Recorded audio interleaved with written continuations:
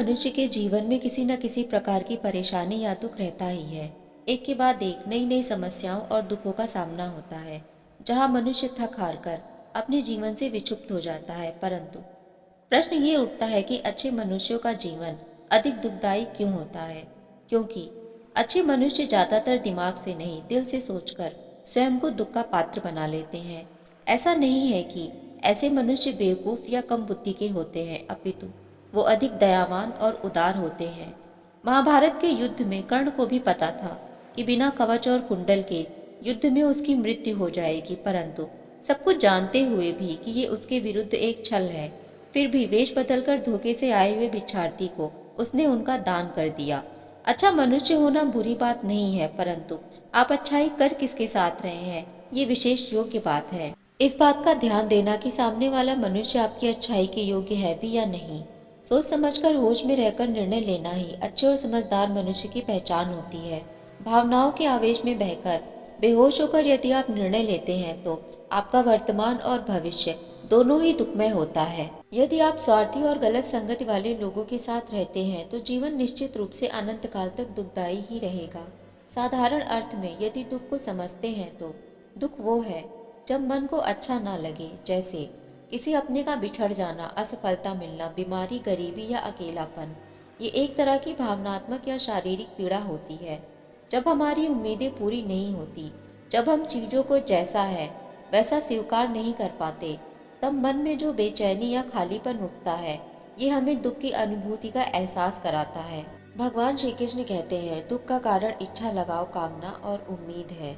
इच्छा का तात्पर्य कर्म से है, क्योंकि मनुष्य कर्म करने से पहले ही उसके फल प्राप्ति की इच्छा करने लगता है, जिस कारण उसके कर्मों में व्यवधान उत्पन्न होता है और वह असफल हो जाता है, क्योंकि कर्म से ज्यादा वह कर्म फल की लालसा करता है।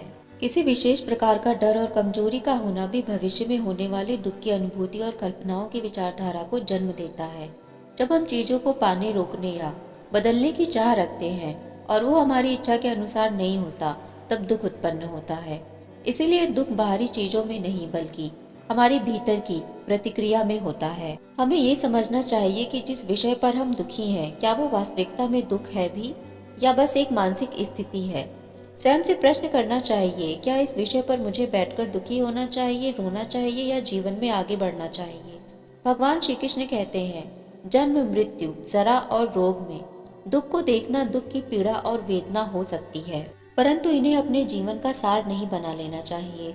स्वयं को आत्मज्ञान की ओर ले जाना चाहिए, अपनी चेतना को जागृत करना चाहिए, क्योंकि ये संसार नश्वर है और जिसने भी इस सत्य को समझ लिया वही सच्चा ज्ञानी है। भगवान श्री कृष्ण श्रीमद् भगवद गीता में कहते हैं कि हे अर्जुन, सुख और दुख का आगमन सर्दी और गर्मी की तरह होता है, ये नित्य नहीं है, इनका सहन करना सीखो। अर्थात भगवान श्री कृष्ण कहते हैं कि जैसे गर्मी सर्दी बदलती रहती है, वैसे ही सुख दुख भी जीवन का हिस्सा है। जो व्यक्ति इन्हें समान भाव से सह लेता है वही शांति पाता है। उतार चढ़ाव जीवन का हिस्सा है। जीवन हमेशा एक समान नहीं रहता। सुख और दुख का बंधन है। जब तक मनुष्य जीवित रहता है, जीवन में ये क्रम चलता रहता है। यदि हम किसी भी चीज से उम्मीद लगाएंगे तो दुख का होना स्वाभाविक है। यदि हम आध्यात्मिक दृष्टिकोण से देखते हैं तो हर मनुष्य भौतिक संसार की परेशानियों को दुख से जोड़ने लगता है। हमें ये समझना होगा कि अगर हम गलत दिशा में जाकर गलत विषयों से उम्मीद लगाकर उसे अपनी इच्छानुसार बनाने की लालसा करेंगे तो दुख ही मिलेगा। हम सब पृथ्वी ग्रह के वासी हैं, जिनमें मनुष्य भी प्रकृति द्वारा निर्मित मात्र बस एक जीव है। हम खुद को बड़ा बनने की गलती करने लगते हैं। भगवान श्री कृष्ण कहते हैं कि दुख तब नहीं होता जब परिस्थितियां बदलती हैं, दुख तब होता है जब मन उन परिस्थितियों को स्वीकार नहीं करता। परंतु दुख का निवारण क्या हो सकता है? समझ और ज्ञान का विस्तार करना चाहिए, अपने दुख की जड़ को पहचानना चाहिए। भगवान श्री कृष्ण ने श्रीमद् भगवद गीता में कहा है, दुख का कारण व्यक्ति या वस्तु नहीं बल्कि हमारी अज्ञानता होती है, अपेक्षाएं, उम्मीद और लगाव जिनसे हम उबर नहीं पाते हैं। अर्थात जब हम किसी चीज को हमेशा अपने अनुसार चाहते हैं और वह नहीं होता, तब दुख जन्म लेता है। उदाहरण के तौर पर जब कोई व्यक्ति हमें इग्नोर करता है या परिस्थिति हमारे मन मुताबिक नहीं चलती, मन दुखी हो जाता है। दूसरों के जीवन पर अपना स्वामित्व स्थापित नहीं करना चाहिए। हम सही या गलत की सलाह दे सकते हैं, परंतु किसी के जीवन के साथ दास जैसा व्यवहार नहीं करना चाहिए। इसका समाधान है स्वीकार करना। जब हम किसी भी दुख, समस्या या परिस्थिति को जैसा है उसे स्वीकार कर लेते हैं, तब हम समाधान की ओर बढ़ते हैं और अपना रास्ता स्वयं बनाते हैं, ना कि दुख को लेकर विलाप करते रहना चाहिए। जब हम समझ जाते हैं कि संसार परिवर्तनशील है, तो दुख स्वतः ही अपना रास्ता बदल लेता है। बस हमें विवेक और ज्ञान की आवश्यकता है। दुख मन में पैदा होता है, इसीलिए मन को साधना ही असली उपाय है। ईश्वर के प्रति कृतज्ञ रहें, मन को सकारात्मक रखें। कर्म के स्तर पर अपने दृष्टिकोण को बदलना, यानी कि हमारा जीवन जीने का तरीका कैसा है। कभी कभी दुख खत्म नहीं होता बल्कि रूपांतरित होता है।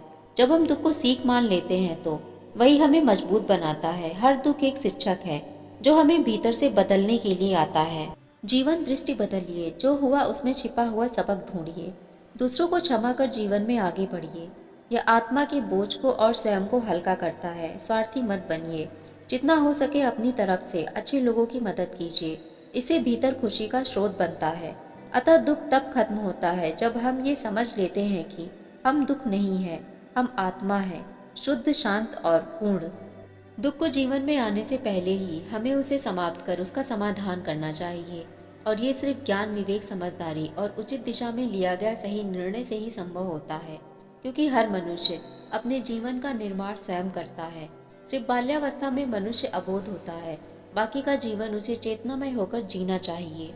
चैनल को सब्सक्राइब और वीडियो को लाइक शेयर करना ना भूलें। मिलते हैं अगली वीडियो में एक और विचारधारा के साथ। तब तक के लिए राधे राधे।